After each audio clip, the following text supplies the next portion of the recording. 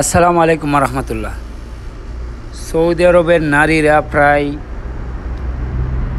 50% নারী যারা রান্না করে খায় না, তারা বিভিন্ন হোটেল থেকে খাবার অর্ডার করে বাসায় নিয়ে খেতে হয় তাদের। আপনারা জানেন যে সৌদি আরব উন্নত মানের একটি দেশ এবং সৌদি আরবে পৃথিবীর সবথেকে সুখিন্দা নারী হিসাবে সৌদি নারীদেরকে বলা হয়। সৌদি নারীরা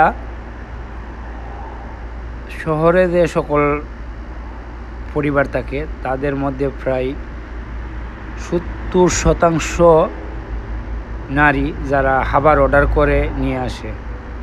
সৌদি আরবে বিভিন্ন হোটেল রয়েছে, যেমন রোমান্সিয়া, কেএফসি, ম্যাকডোনা, অনেক নামি দামি হোটেল রয়েছে, যে হোটেলগুলোর থেকে তারা প্রতিনিয়ত খাবার অর্ডার করে নিয়ে যায়। রাত দিন 24 ঘন্টা, প্রায় 24 আওয়ার্স সৌদি আরবে যারা ফুড ডেলিভারি করে থাকে, হ্যাঙ্গার স্টেশন বা অন্যান্য যে প্রতিষ্ঠানগুলো রয়েছে, তারা কিন্তু প্রতিনিয়তই বাসায় বাসায় খাবার পৌঁছিয়ে দিচ্ছে, যার জন্য এই সেক্টরটিতে বর্তমানে প্রচুর পরিমাণ লোকের কর্মসংস্থান হয়েছে।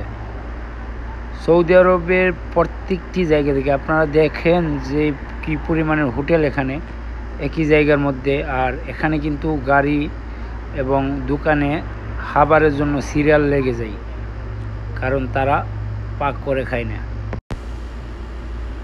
আর বেশিরভাগই আমরা বলে থাকি যে সৌদি নারীদের জন্যই আমাদের প্রবাস জীবনটা সুন্দর হচ্ছে, কারণ তারা যে পরিমাণে বিলাসিতা করে এবং যে পরিমাণে আধুনিক স্মার্টভাবে চলাফেরা করে, যার জন্য তাদের কিন্তু প্রচুর পরিমাণ কর্মের প্রয়োজন হয়। প্রত্যেকটি সেক্টরে বর্তমানে আজনবী যারা রয়েছে, বিশেষ করে সৌদি আরবে, আর ফুড ডেলিভারির যে প্রতিষ্ঠানগুলো রয়েছে সেখানে বেশিরভাগই কর্মরত রয়েছে প্রবাসী বাংলাদেশিরা। আর বাংলাদেশে অনেক বড় একটি শ্রমবাজার হিসাবে সৌদি আরবের যে ফুড সেক্টরটি রয়েছে, সেই সেক্টরটি বর্তমানে বাংলাদেশিরা কর্মরত হচ্ছে। সৌদি আরবে বর্তমান প্রচুর পরিমাণ প্রবাসী বাংলাদেশি রয়েছে, আর ইতিমধ্যে অনেকে আসতেছে নতুন ভিসা দিয়ে। তবে ফুড ডেলিভারি যারা করে মোটরসাইকেল কিংবা হ্যাঙ্গার স্টেশন গাড়ি দিয়ে, তাদের ক্ষেত্রেও কিন্তু মোটামুটি ভালো ইনকাম রয়েছে বলে আমরা মনে করি, বা আমরা তাদের কাছ থেকে জানতে পারি। তো আশা করি সকলে বুঝতে পারছেন। আর যদি ভিডিওটি ভালো লাগে তাহলে চ্যানেলটিকে সাবস্ক্রাইব করে দেবেন, বেল আইকনটি অন করে দেবেন পরবর্তী ভিডিওগুলো পাওয়ার জন্য। আর নিয়মিত আমরা আপনাদেরকে ভিডিও দিয়ে আপডেট দেওয়ার চেষ্টা করব। ধন্যবাদ সবাইকে।